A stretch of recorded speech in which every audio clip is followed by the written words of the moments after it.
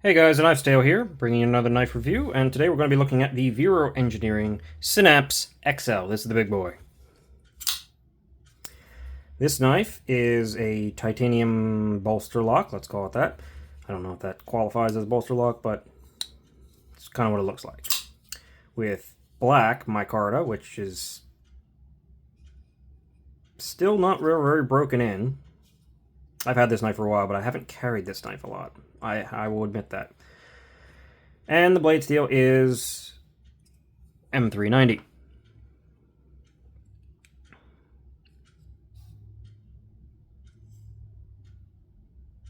I don't think they've changed their blade steel since this one, so they're pretty much always M390.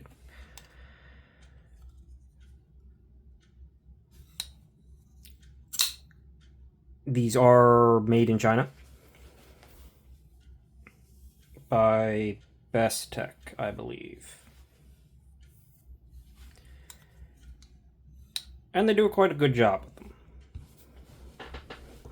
So let's jump into specs and talk about this knife. This knife is 3 3/4, so 3.75 blade length, pretty decent size. 8 7/8, almost 9 inches overall. And the handle is like 5 inches, almost on the dot. It's a pretty sizable knife. The ratios aren't terrible.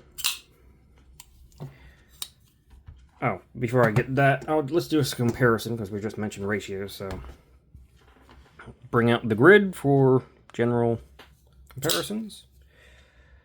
See if this knife even fits onto the screen on the grid. There it is. Yeah, it's a big boy. Comparison to the Civivi Elementum, which kind of fits inside of it. Comparison to the Civivi Conspirator, which also kind of fits inside of it. This is a big knife. This is on the 3.75 is my cutoff for full size to large knives.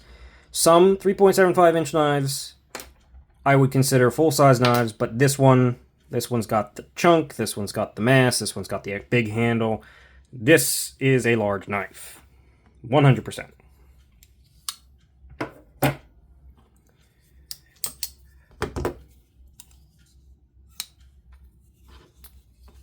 It is a relatively slim, though long, knife in the pocket.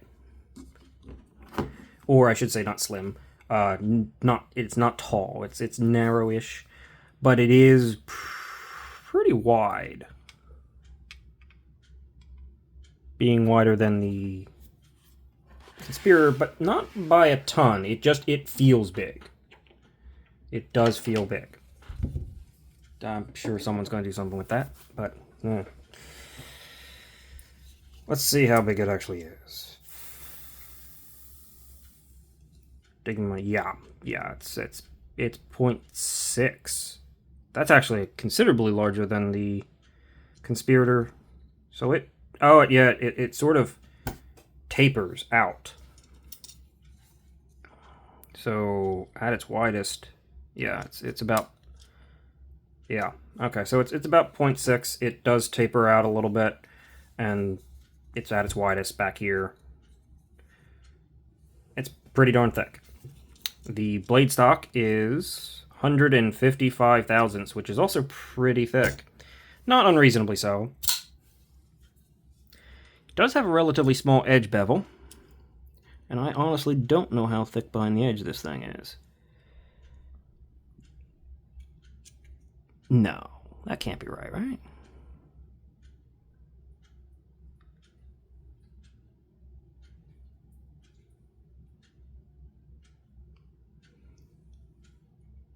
That is, I think, about right. It's very hard to tell. I'm going to say 13 thousandths behind the edge. It's maybe even 12 at some spots. It is pretty thin for such a big, thick blade stock. It comes down. It's got a full flat grind on it. It's not hollow ground, but it's quite thin. And it is quite sharp, and it came pretty darn good.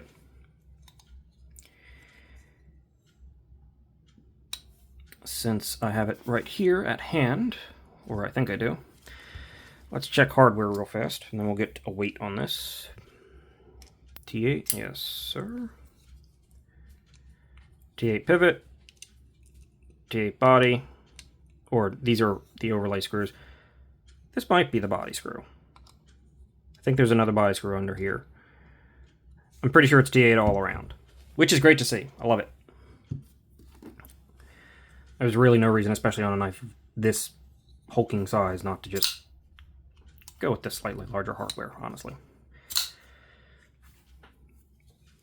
Weight of the Vero Synapse XL.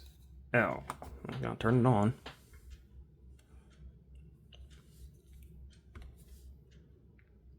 .57 ounces. Yeah, it's on the heavier side.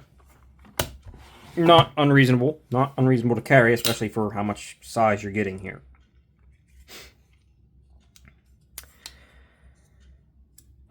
This knife is on bearings, pretty obviously.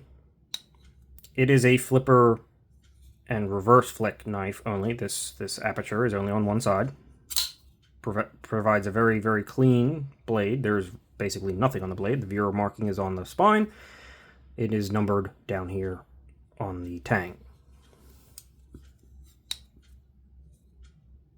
And the flipper tab is very, very, very inconspicuous and out of the way. And it works quite well.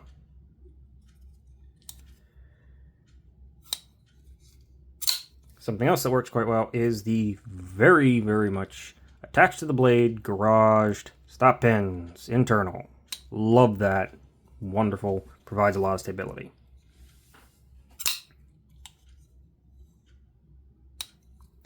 This knife is very centered.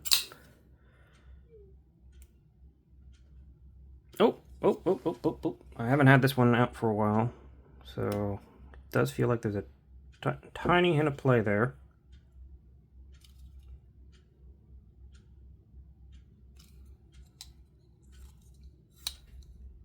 And it's gone. And we are still looking centered. I think. Yes. Yes, okay.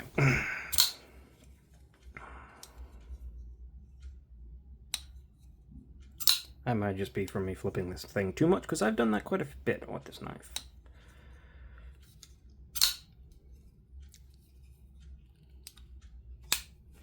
So let's talk about the plunge grind, which is excellent. It starts there, ends here. Tons of life to sharpen off. And with the internal stop pin, you can always cut in more oil. Not a problem whatsoever. Not a problem whatsoever for this knife. Pocket clip. I don't love the flat area on the front end of the pocket clip. It's not the greatest pocket clip, I gotta be honest. It's not uncomfortable in the hand, in any means, but I don't really know why the flat needs to be there. It makes it a little bit harder to get in the pocket than it would otherwise be if it was just continuous rise. And also you can kind of feel the flat a little bit. At least I can in my hand. I don't know if it would poke into my hand if that flat wasn't there, but I feel like a slight alteration could probably correct that. It's not a deep carry. It does have the screws on the inside, and it's not reversible, so is what it is. You're not going to have to mess with the pocket clip. I know they offer aftermarket secondary ones, like Timascus and Zirconium and stuff, so I suppose you can get one of those and swap that out if you want.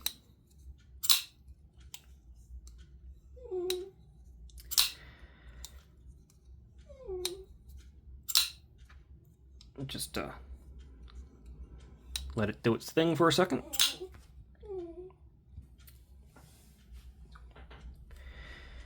Okay. Oh, lock bar access is not really cut back, but it's bowled out pretty well in there, so it's not hard at all. The action is, of course, almost drop shot. Super smooth. And the hand satin on this knife is very attractive. They did a very good job with the hand satin on this knife. It honestly doesn't even fingerprint that badly, which is kind of weird and kind of impressive.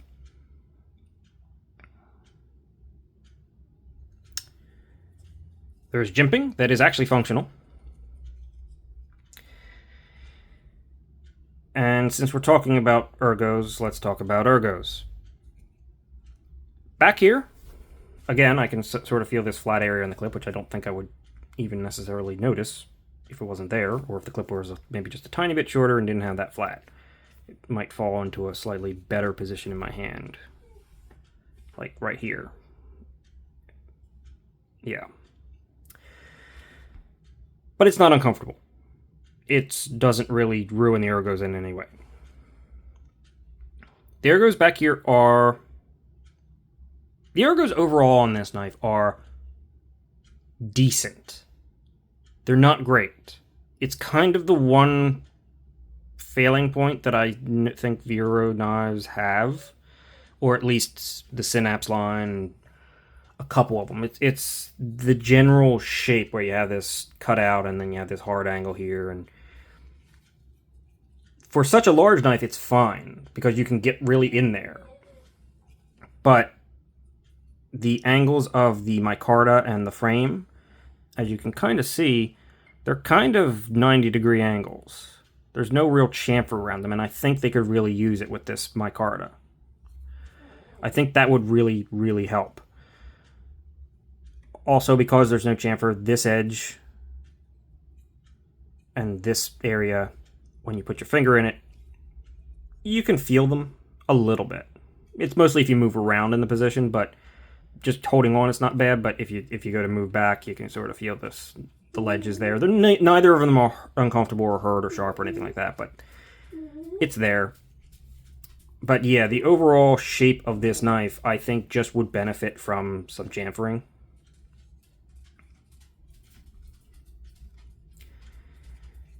There is, I guess, a choke-up position. It's not super comfortable. It's all right for the push grip. It's probably better for the push grip, honestly. For your standard saber grip, you can do it. It's not uncomfortable.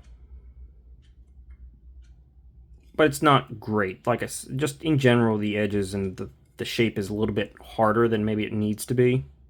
More severe angles. And you can do this, and I feel pretty locked in here. Feel pretty locked in here. Pretty far away from the blade edge, but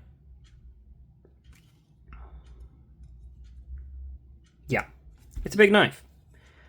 Ton of handle. And the ergos are a little bit of a letdown. I think a few tweaks to the design could be very useful for that.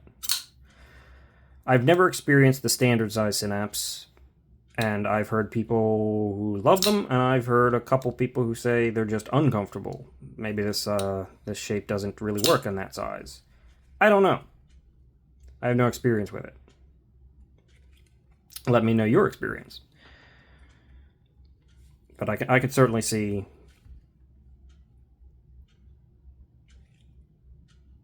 while it looks great and minimalist, it is a little harsh on those angles.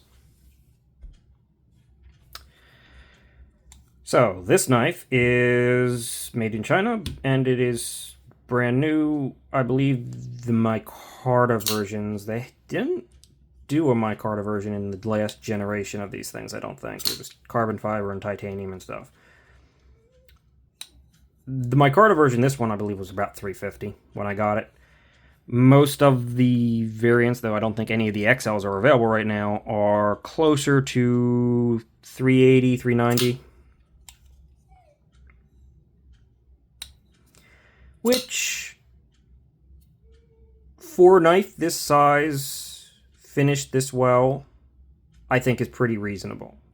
I would call it recommendable, though maybe not for like long sustained use, because the edges can get a little bit. The ergos can wear on you a little bit.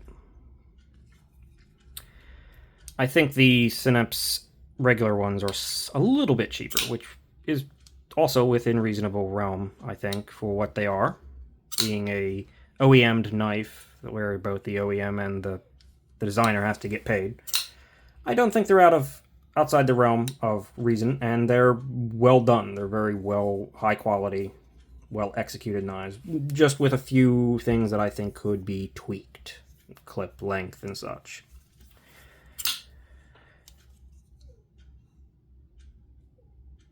So if this style of knife is for you, then yeah, it's recommendable, but I mean, it's an expensive knife. It is definitely a premium knife. It will go into my premium, but recommendable, but pricey tier, because it's right there. I mean, it's the $500 mark is where I kind of sort of cut that off and say, I'm not even going to say it's recommendable, it's just you really have to be into knives. you like knives and you're doing your thing. I might even extend that to the $400 mark, in which case this would be really close to almost going outside the premium tier of recommendable knives.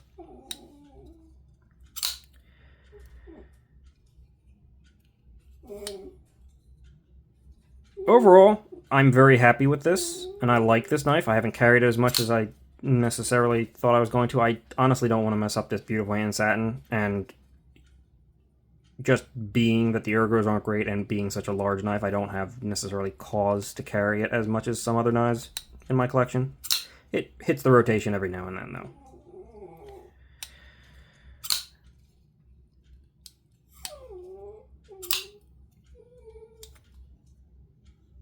I do think that the more recent, what was it, the Lux, looks like it might be more ergonomic and better.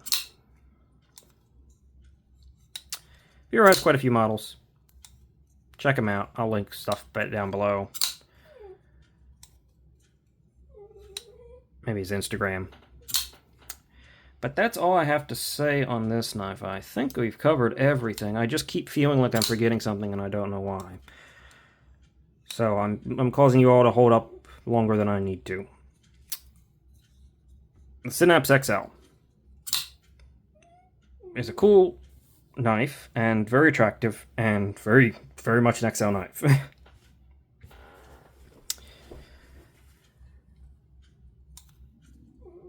And I'd call it recommendable because it's pretty good.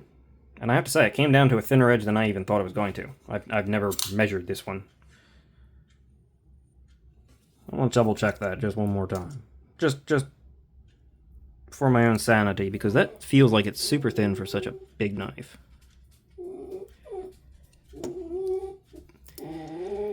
You hear all that? That's a dog. Again. As is the dog in almost every video. Yeah, it's like 13 to 14 thousandths. Maybe not 12, but 13 to 14 thousandths. That's pretty good. The geometry on this thing is great. I mean, it's got a high flat ground, but yeah. This is a cutter, and it's a good knife. That's all I have to say, so I'll leave you there. Thanks for watching. I'm going to go take care of the dog again, as always. This is becoming a theme. Hold on, you know what? Hold on. Come here, dog. Come here, dog. Come hither, dog. Come hither, dog. Where do you do it? And that's the dog. This tiny little thing is making all that noise. Yeah, he's a stinky bug. So, we got a dog reveal. Who knows? I'm gonna go take care of him. He probably wants food. I think that's about that time. No, it's not even close to that time. What are you doing? Okay. Bye-bye. I'm gonna cut it off here. See ya.